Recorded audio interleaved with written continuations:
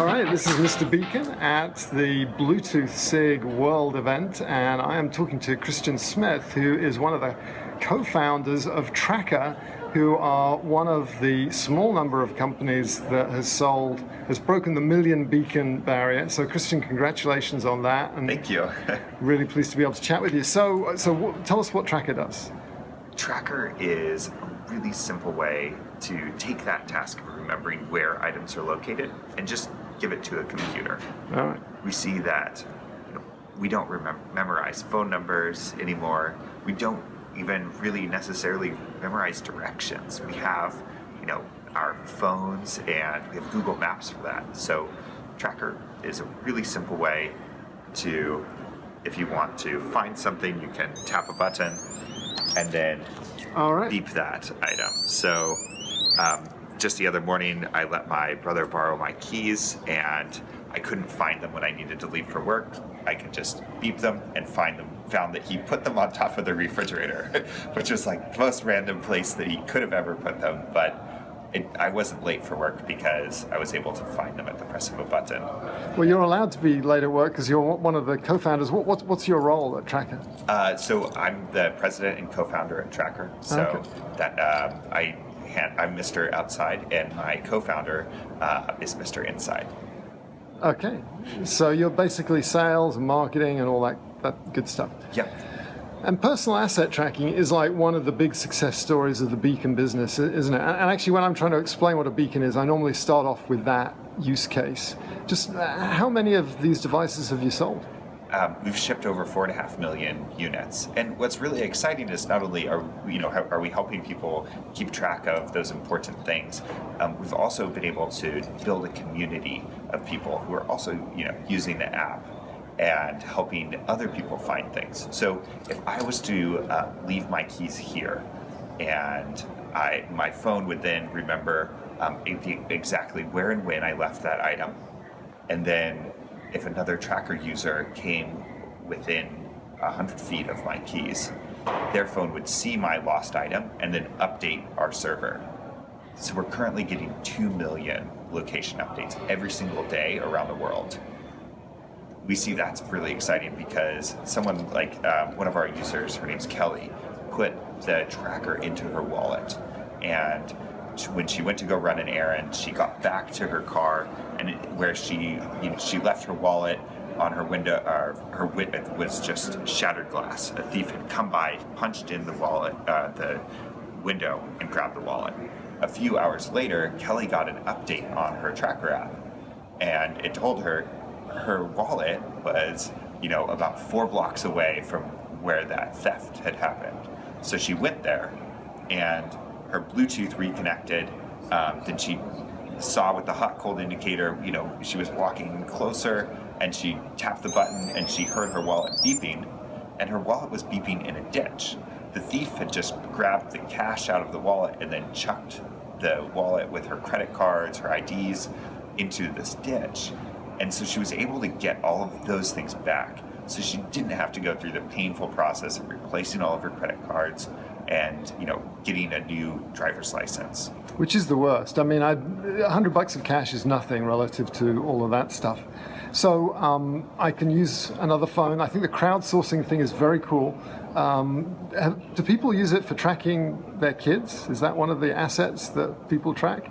So we see that, not only Kelly has had that experience of getting things back through the community location network, we see that people have recovered, lost luggage, stolen bikes, runaway pets. We really focus on helping people keep track of items, and don't really recommend people to track other people with the TrackR. All right. There are other things that I think are better suited technologies for those types of use cases. So why would you not use it for tracking your kids? I'm the oldest of 7 children, and I see that if I'm a mom and I want to know where someone is right away, then tracking through Find My Friends or through a phone might be a better use case. Okay. We're really Find My iPhone for all of your stuff. Right. All right. we'll go into that off camera, because I used to work at Qualcomm and we actually did a pilot project about that. But you have the scale. So everyone who's got one of those beacons presumably has an app. So, but although I guess some people have multiple of the TrackR devices. So how many apps do you think you have running? How big is that community of people looking for stuff? So we haven't announced the number of monthly active users, but we see that people can either use the TrackR app to connect to hardware devices like the TrackR Bravo that are available at Best Buy, Brookstone, or other retailers like Staples, Bed Bath & Beyond, or they can buy them on our website. We also see that people can download just the TrackR app and use the Find My Phone skill for their Amazon Alexa. So if you can't find your phone around the house, then you can say, Alexa, ask TrackR to ring my phone. Or you can say, Alexa, ask TrackR, where is my phone? And we'll tell you the closest address or intersection that we see your phone. Nice. So what is this guy down here? This looks like a gateway or something. Yes, so this is TrackR Atlas. This is we'll be launching the TrackR Atlas in summer of 2017. And we're really excited because Atlas is a home mapping platform. And we see that lots of users want to know where things are in their home. So if we can plug an Atlas device into each room, the Atlas will detect all of the TrackR devices that are nearby and then report that to a server. So you can see through a drag and drop interface, my wallet is in the kitchen, my keys are in the bedroom, and then you can query Alexa, where are the keys? And then Alexa will respond, your keys are in the bedroom. Alexa, can you beep my wallet? Yes, your wallet's in the kitchen and I'm causing it to beep right now.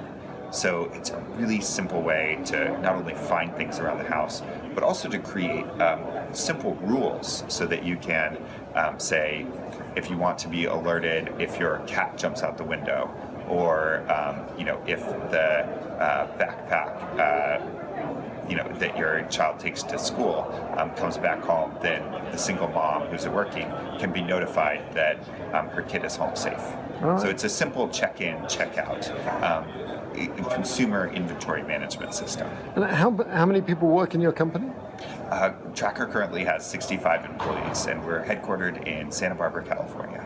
And tell us just briefly how you got started. That must have been quite a ride. Yeah, so my co-founder and I were both engineers at UC Santa Barbara, and we both loved surfing. So we really got to know each other because we would stay up very late to finish our physics homework before everyone else, so that we could turn it in and be done, and then wake up early the next morning and go surfing. And so we really got to know each other taking weekend surf trips. One weekend we went to a place called Pismo Beach, and we parked on the beach near Oceano Dunes, and we found this amazing beach break. We ended up surfing for about 3 hours. And when we got back to the car, we were mortified to realize that the car was parked below the high tide line. Oh my God. We were freaking out. We ripped the entire car apart, searching for the keys, but we couldn't find them anywhere. And so we were digging around in the sand around the car, looking for this key. And we were freaked out because the car was going to get washed away by the rising tide. So we got very lucky because there were two people with metal detectors walking down the beach, right, and they helped us find the key that was buried in the sand. But that's the moment we realized we lose things because we have to depend on our memories, right, to where those things are. Why can't the computers that are around us memorize where those things are and help us find them? And so that's when we that's the pain point that really sparked us to figure out a solution for losing things. And so that was the need, and you have got a great story about why it was a compelling need, but how did you translate that need into a product? You were students, you presumably hadn't created a consumer product before. Yeah, so I was a mechanical engineer. My co-founder, Chris, was an electrical engineer. So between the two of us, I think we could, given enough time, we could make almost anything. Yeah. We were very lucky because the university in Santa Barbara has a technology management program, which is an entrepreneurship and innovation program. And so, we entered this idea into the business plan competition in 2007, and everyone said this is a stupid idea, and we didn't even make it through the semifinals. So we believed in this idea, and so we kept working on it, and we entered back in the business plan competition in 2008.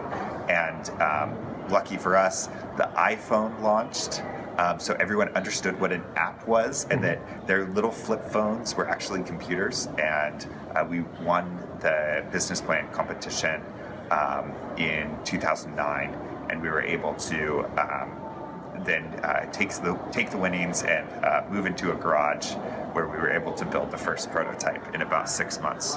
And the packets that you're broadcasting, are they proprietary, or is there an iBeacon packet in there, or what do you actually send out? Yeah, we're using a proprietary protocol. All right. Very good.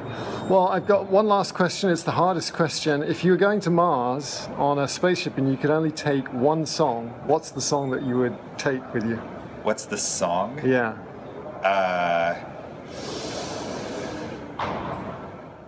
I would take Vivaldi's Four Seasons. All right. But Four songs in one, really. But that's a Spring, symphony. autumn, blah, blah, blah. Yeah. There's a little bit of difference. Very crafty. I can see why you're the president of TrackR. Christian, thanks a lot. Thanks so much. Cheers.